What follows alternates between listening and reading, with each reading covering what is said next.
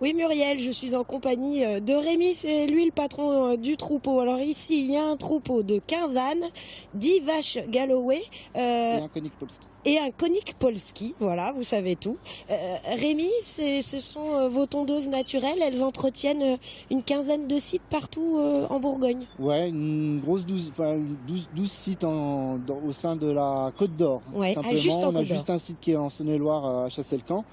Et donc on entretient des espaces naturels. C'est même pas un entretien, on restaure des espaces naturels qui bénéficiaient de pâturage dans les temps passés. Et cette pratique-là a été abandonnée. Nous, on la remet un petit peu au goût du jour sur ces sites qui sont orphelins de gestion. Il y a un mois, là, quand ils sont arrivés, ça ressemblait, il y avait de la broussaille partout. Exactement, on avait à peu près 50 cm d'herbe partout, surtout qu'on a eu un printemps assez pluvieux. Mmh. Et là, on se trouvait au milieu complètement d'un buisson. Il faut savoir que c'est un troupeau qui est extrêmement compétent justement dans la restauration d'espaces naturels parce qu'ils, quelque part, ils sont très opportunistes et ils arrivent à tirer parti vraiment du milieu, quoi. Ils mangent autant de l'herbe que des buissons. C'est ça. Alors, vous m'expliquiez, parce qu'elles sont belles, mais j'imagine que vous les avez pas juste choisies parce qu'elles étaient à rayures, entre autres. Expliquez-nous, par exemple, ces Galloway, là, pourquoi cette race-là? Nous, on a de la charolaise, on aurait très bien pu prendre de la charolaise. Alors la charolaise, gros souci sur les sites, c'est on verra après, là on est sur des sites qui sont extrêmement pentus.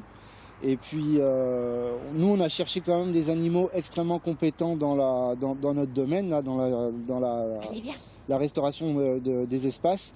Et du coup la Galloway, elle est sortie du lot pour ses compétences pastorales. C'est un animal extrêmement rustique. Elle est rustique, elle est passe-partout et elle mange, elle sait reconnaître ce qu'elle doit manger. Exactement, ouais. C'est quelque part inscrit dans leur gène. C'est des animaux qui n'ont pas trop été manipulés génétiquement et qui du coup ont un caractère très opportuniste, explorateur et puis elles nécessitent vraiment très peu de soins. Alors vous vous en occupez quand même, la preuve, hein, j'ai pu les manipuler. Si on avait pris, j'en profite, hein, je vous tourne un peu le dos, vous m'avez expliqué qu'on pouvait les déplacer et tout. Si on avait pris une race de chez nous, elle n'aurait pas su quoi manger. En fait, un animal qui a été trop domestiqué mange plus n'importe quoi. Ouais, quelque part c'est ça.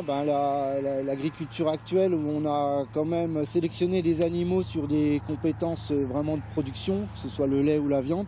Là, on est vraiment sur un troupeau producteur de biodiversité et leurs aptitudes s'apparentent presque à l'auroch d'origine, en sachant que oui, ils savent s'affranchir de tous les milieux. Et c'est des animaux qui ne reçoivent aucune complémentation alimentaire, même l'hiver. Là, nous, on aurait tendance à dire qu'elle est en train de détruire. On le voit là-bas, au loin, une vache qui passe à travers des taillis. C'est son boulot, là. Ouais, c'est son boulot. En fait, c'est vraiment des bulldozers des espaces naturels.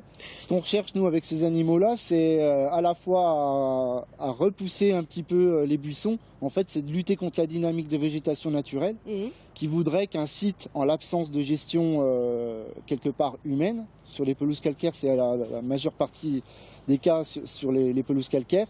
Et en fait, ces animaux-là, de par leurs compétences, ils vont avoir un gros appétit. Vous pouvez le voir sur toute la strate sur la fruticée, ce qu'on appelle, c'est tous les petits buissons qui sont là.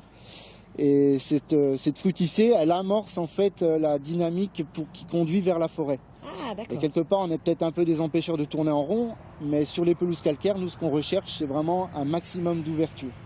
Merci Rémi pour toutes ces précisions. On y revient tout à l'heure sur la flore plus particulièrement. D'accord, merci Amélie. Et ça, c'est du direct.